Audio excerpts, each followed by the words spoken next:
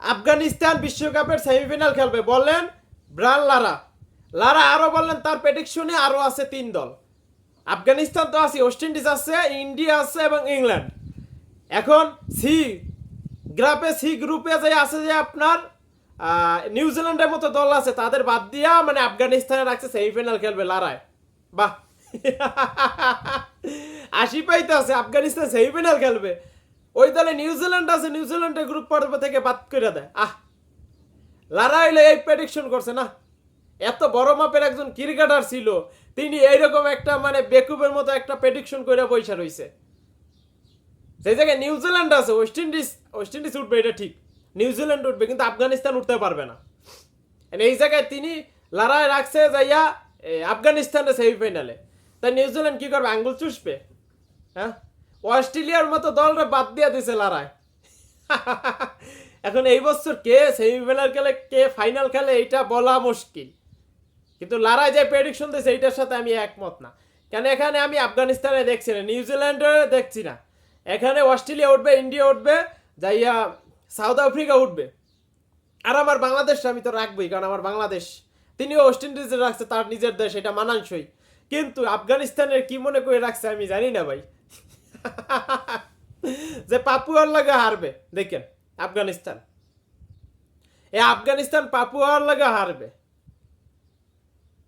বুঝলাম টাইনা টুইনা ওই রাউন্ড পারাইয়া দ্বিতীয় রাউন্ড উঠলো, দ্বিতীয় রাউন্ডে ওইটা কাদের সাথে খেলা পড়বে? হ্যাঁ, লারার মাথা গেছে, লারার মাথা গেছে। কেন এখানে আফগানিস্তানের কোনো দিক থেকে আমরা সেমিফাইনাল দেখতেছি না। রশিদ খান অনেক আগে বলছিল তিনি নাকি কাপ জিততা, ট্রফি জিততা, তারপর বিয়ে করবে। তার ট্রফি জিতা হইলো না, আর বিয়ে করা হইলো না, আর এই জীবনে বিয়ে করা হবেও না তার। আর এই লারা রাখছে আফগানিস্তানের সেমিফাইনালে। বাহ, স্যালুট। আর নিউজিল্যান্ড আঙ্গুল চুষবে, অস্ট্রেলিয়া আঙ্গুল চুষবে, বাংলাদেশ আঙ্গুল চুষবে, ললিপপ খাবে, ললিপপ না। যাক যাক, লারার প্রেডিকশনে দেখি এবছর কে কে উঠে সেমিফাইনালে। তিনি রাখছে আফগানিস্তান রে, তারপরে ইন্ডিয়া রে, ইংল্যান্ড রে এবং ওয়েস্ট ইন্ডিজ রে।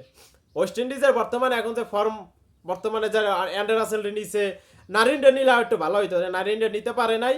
কিন্তু দেখার বিষয় এবছর তার প্রেডিকশনে কে কে সেমিফাইনাল উঠে।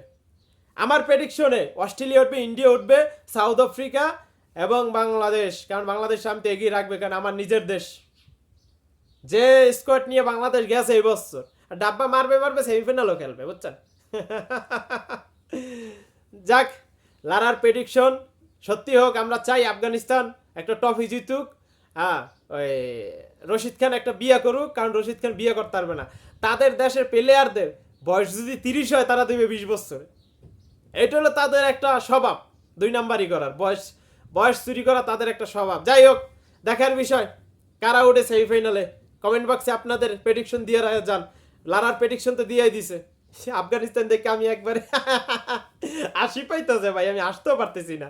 আফগানিস্তানের সেমিফাইনালে দেখে আমার হাসি পাইতেছে।